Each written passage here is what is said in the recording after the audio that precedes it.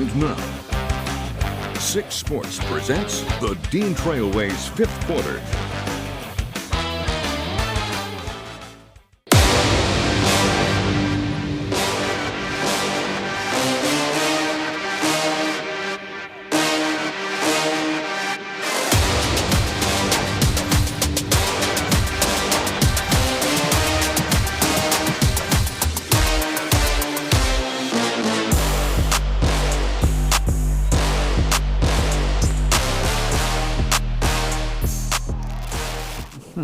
Outside of an exhibition, Michigan State's hockey team was playing its first home game since December 5th, and we're doing so with a very heavy heart. Thanks as always for tuning in to the Dean Trailways 5th Quarter. I'm Ian Kress. And I'm Tyler Driesinga. Tonight's game against Minnesota marked the first game for MSU since Director of Hockey Operations Dan Sturgis died unexpectedly Monday at the age of 40. The team held a moment of silence for Sturgis before the game.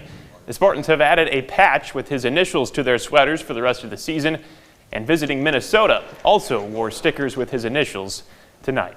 We pick up the action in the first period. Eric Nielsen finds Riker Lee. He pulls out an unbelievable move, a spinning backhand for the goal on the first shot for the Spartans, a big lift for MSU. Then Minnesota carries into the zone, a great chance for Mason Moe. Trey Augustine turns him away. He was great tonight with 25 saves. Then in the second period, Anthony Romani slides it over to Gavin O'Connell. He lights the lamp. Make it 2-0 MSU. Then in the third, Maxim Sturbach one-times it home to push the lead to 3. Minnesota would get a goal late, but MSU picks up a 3-1 win. A special night at the end of a long week for the program. Sturgy was one of the guys that I look forward to most seeing at the rink. So I know for all of us, we wanted to go out there, and whether we won or lost, he was the most team guy there was. Stayed here, first guy here, last guy here, and was never shy to have a conversation with us. So it was just go out there, work as hard as we can, honor him, and play for the guy next to us, and we know we'd make him proud. So it's been a really tough week, but we're glad that we got the win. I could just tell on the bench, I thought, especially when you look at how much emotion went into the week, right? I thought the guys dug in and played their tails off. In high school hockey tonight, the Eastside Stars were taking on the Capital City Capitals at Big B Coffee Ice Cube. We're going to pick up the action in the second period where Capital City was trailing 3-0. Right off the faceoff, forward Garrett Backus takes a shot from the point, finds the back of the net for a power play goal, cutting the lead to 3-1. Later in the period, Daniel Hansel finds a loose puck and backheads one past Eastside's goalie, and we now have a 3-2 game entering the third period. Late in the third, Eastside's Beckett Fast gets a breakaway opportunity and does not miss, picks the top corner, giving Eastside a 4-2 lead with under 4 minutes to go. Fast found the puck again a few moments later, dekes the defender, and nets his second of the period, securing a 5-2 win for Eastside tonight. Well, in high school basketball tonight, we had a marquee matchup in the CAAC White as Lansing Sexton traveled to Portland. Yeah, and history was up for grabs for one J-Dub senior. For more on this matchup, we bring in our Desharian McBroom and Kara Adams. Yeah, that's right, guys. Lansing Sexton senior Keyshawn Somerville needed just 20 points tonight to become Lansing Sexton's all-time leading scorer. Yes, Somerville would surpass Ron Banks to take the record. Then on top of that, the J-Dubs were looking to increase their lead in conference play.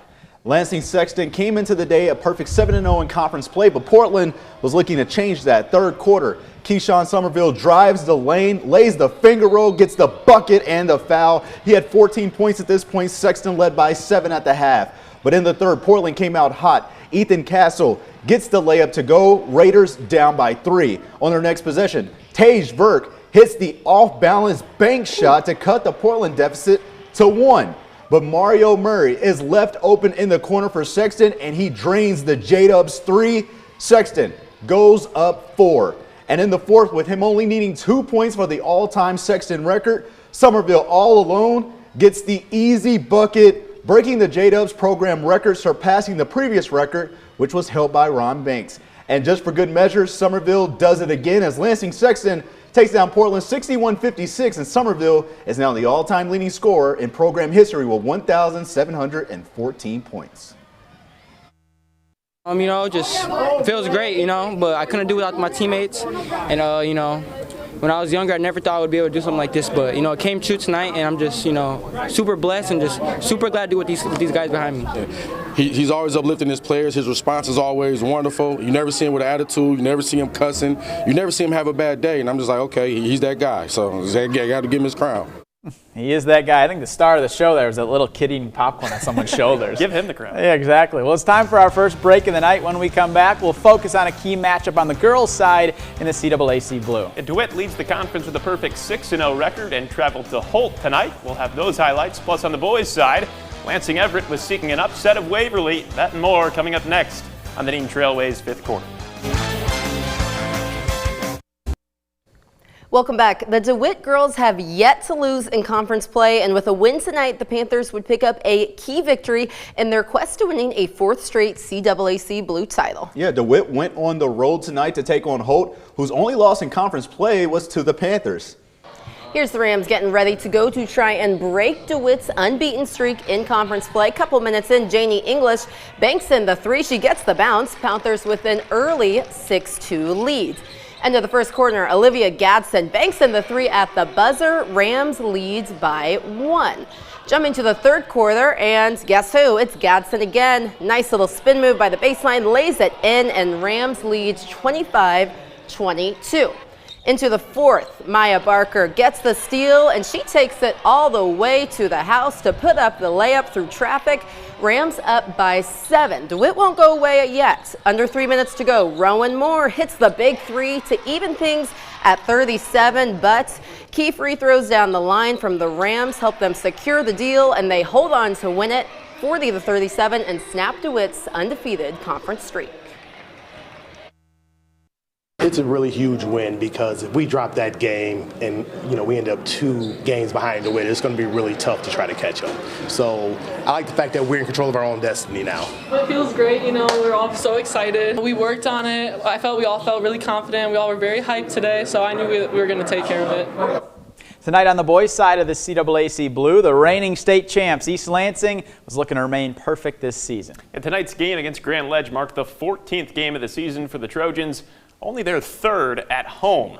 So the Trojans were looking forward to some home cooking, but Grand Ledge did set the tone early on in this one.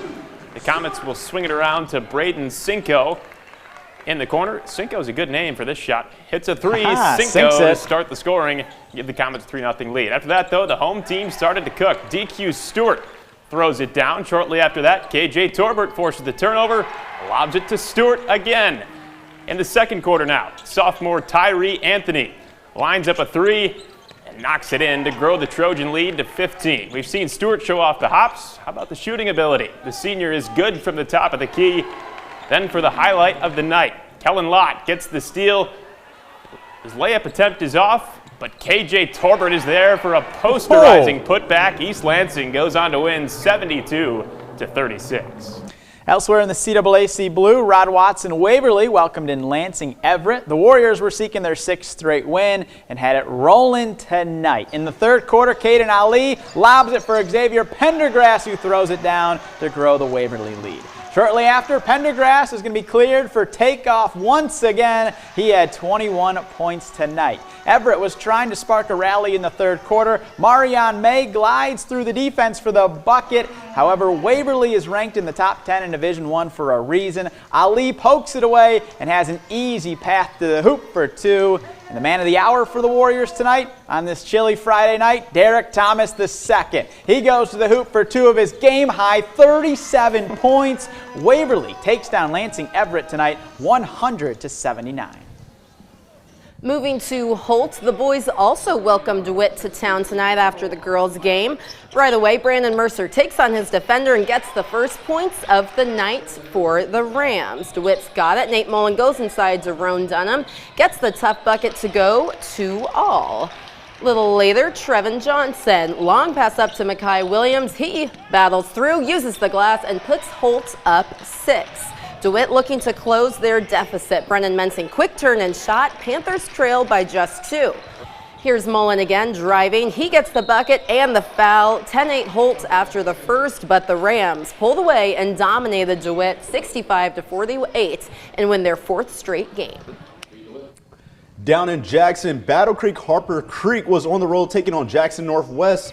The Beavers getting off to a fast start, though. It's going to be Dylan Eversole and finds a wide open Maddox McCarty for 3, giving Harper Creek an early 6-2 lead. Late third quarter now, Mounties looking for a spark, down 8. Dennis Graham dishes it to Marquise Williams, who drives baseline, Euro stepping into the tough finish, making it a two-possession game. Fourth quarter, Ro Dodo the second finds Williams, who drives again, and this time he gets the layup, giving Northwest their largest lead of the game. And the Mounties wouldn't look back as Dodo, he accelerates and gets the basket to go. Northwest completes the comeback, winning 61-53.